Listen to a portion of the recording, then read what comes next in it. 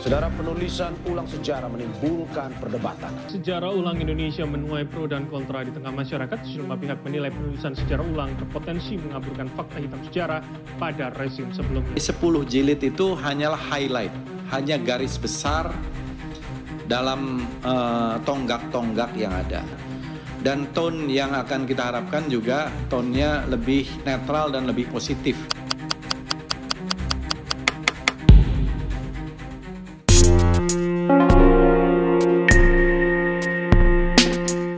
Meskipun menuai pro kontra sana-sini, penulisan ulang sejarah oleh Kementerian Kebudayaan tetap dilakukan. Saat ini prosesnya sudah mencapai lebih dari 70%. Lalu pertanyaan dasar muncul, kenapa sih pemerintah melakukan penulisan ulang sejarah? Penulisan ulang sejarah Indonesia bertujuan untuk menghasilkan buku yang merupakan sejarah resmi dengan orientasi dan kepentingan nasional. Meningkatkan rasa nasionalisme dan cinta tanah air tanpa bersifat nasionalistik. Itulah yang tertulis dalam draft kerangka penulisan ulang sejarah Indonesia. Selain itu, Kementerian Kebudayaan menyebut salah satu tujuan penulisan ulang sejarah juga untuk memperbarui sejarah Indonesia khususnya di masa prasejarah. Diketahui, penulisan ulang sejarah sudah dimulai sejak Januari 2025. Menurut Kementerian Kebudayaan, setidaknya ada 6 poin yang menjadi urgensi penulisan sejarah 2025. Menghapus bias kolonial dan menegaskan perspektif Indonesia sentris, menjawab tantangan kekinian dan globalisasi, membentuk identitas nasional yang kuat, menegaskan otonomi sejarah, relevansi generasi muda dan reinventing Indonesian identity. Nantinya hasil penulisan ulang sejarah akan menghasilkan 10 jilid buku babon atau disebut buku sejarah resmi dengan rincian sebagai berikut. Jumlah ini melebihi seri buku yang diterbitkan oleh Penyusun Buku Standar Sejarah Nasional Indonesia atau PBSN, yaitu Sejarah Nasional Indonesia yang diterbitkan pada tahun 1975.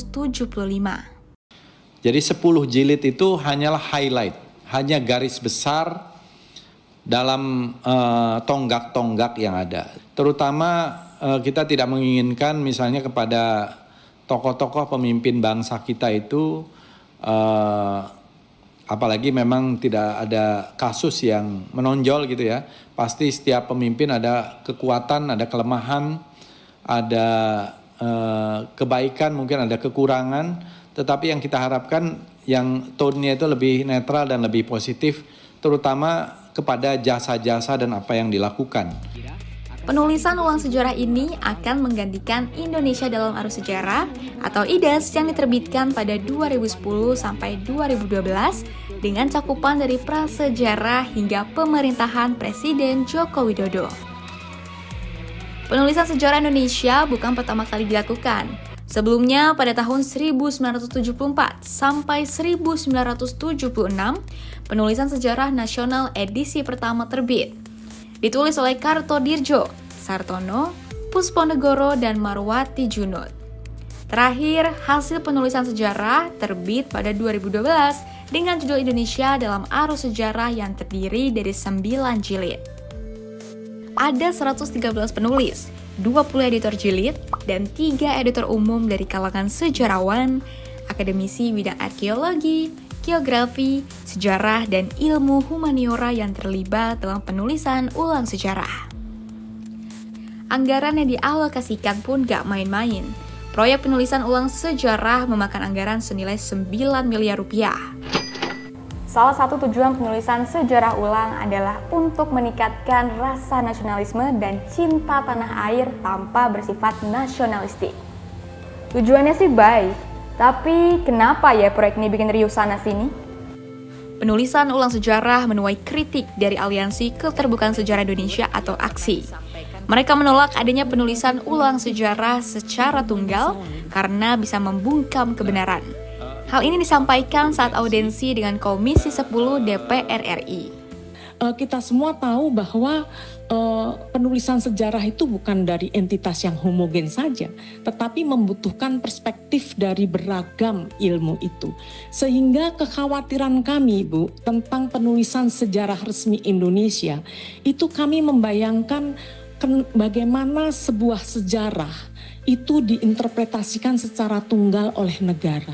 Padahal ia seharusnya menjadi kumpulan dari arus pemikiran berbagai perspektif dan banyak sekali partisipasi sejarawan yang tidak termasuk di 100 yang diklaim oleh Mendikbud itu. Setidaknya ada 5 alasan mengapa aksi menolak penulisan ulang sejarah. Pertama, adalah rekayasa narasi masa lalu menjadi alat legitimasi kekuasaan politik. Ancaman totalitarianisme historis, pengkhianatan terhadap kerakyatan, dan ancaman penggelapan sejarah. Aksi juga mengajak masyarakat untuk menandatangani petisi tolak penulisan ulang sejarah. Namanya sejarah resmi punya kecenderungan untuk memutihkan sejarah, glorifikasi negara. Jadi ada satu hal yang mungkin publik juga bertanya-tanya, mengatakan kenapa pemerintah mengusulkan penulisan sejarah. Bilangnya bahwa ada hal-hal baru yang perlu diupdate dan sebagainya. Saya ragu dengan itu, karena hal-hal baru, skripsi aja cuma segitu argumennya gitu. Kecuali dia punya argumen yang lebih substansial. Dan misalnya, kalau saya akan menawarkan bahwa pijakan paling mendasar yang menandai periode kita sekarang hidup ada 3 hal kan. Pengakuan terhadap hak asasi manusia ada dalam konstitusi pasal 28 A sampai berapa tuh Z gitu, J ya. Lalu ada tentang demokratisasi multipartai yang sebelumnya nggak boleh ya, dan ketiga ada anti korupsi KKN. Ketiga hal itu menjadi titik tolak dari sebuah perubahan sejarah. Kalau itu argumennya, fine. Kita bisa melihat gitu, bahwa dia membawa amanat konstitusi gitu kan. Selain itu, arkeolog ahli prasejarah atau prasejarawan, Profesor Haritru Mansymanjutak yang semula tergabung sebagai editor Jilid 1, mengundurkan diri dari tim per 22 Januari 2025. Ia mengaku keberatan penggantian terminologi prasejarah menjadi sejarah awal. Penggunaan istilah sejarah resmi juga memicu perdebatan di berbagai kalangan. Sebab, hal itu akan menimbulkan interpretasi ilegal bagi tulisan sejarah versi lain selain yang dibuat pemerintah. Karena dampak atau tafsiran yang akan muncul apabila ada sejarah resmi atau sejarah yang dikeluarkan oleh versi negara, maka akan ada sejarah yang tidak resmi, sejarah yang ilegal, bahkan subversi. Kita punya pengalaman di masa lalu di mana sejarah digunakan sebagai alat legitimasi kekuasaan. Dewan Perwakilan Rakyat, mereka meminta agar proses penulisan sejarah ulang dilakukan secara transparan dan tidak terburu-buru. Diketahui penulisan ulang sejarah sudah dimulai sejak Januari 2025. Kemudian pemerintah akan melakukan uji publik pada Juni hingga Juli sebelum akhirnya penulisan sejarah tersebut ditargetkan rampung saat perayaan HUT RI ke-80, tepatnya pada tanggal 17 Agustus 2025 mendatang. Penulisan ulang sejarah tidak hanya dilakukan oleh Indonesia. Di berbagai negara lain, penulisan ulang sejarah seringkali dilakukan untuk menyelaraskan kebutuhan tertentu, seperti kepentingan politik, sentimentalisme ideologis, atau kebutuhan citra diplomatik. Cina misalnya, narasi sejarah revolusi kebudayaan di Cina pada tahun 1966 hingga 1976 pada pemerintahan Xi Jinping serta pimpinan besar Mao Zedong diubah total menjadi diversifikasi pembangunan ekonomi. Xi Jinping menghendaki nihilisme historis, yang berarti perspektif keragaman sejarah Cina tidak pernah ada. Sejarah hanya dimiliki oleh dirinya dan partai, yang berarti menyimpang sama dengan menyerang komunis. Di Korea Selatan tahun 2015, Presiden Park Geun-hye mendapat kritikan masyarakat usai menyongsong politik legitimasi warisan ayahnya yang sekaligus mantan Presiden Park Chung-hee.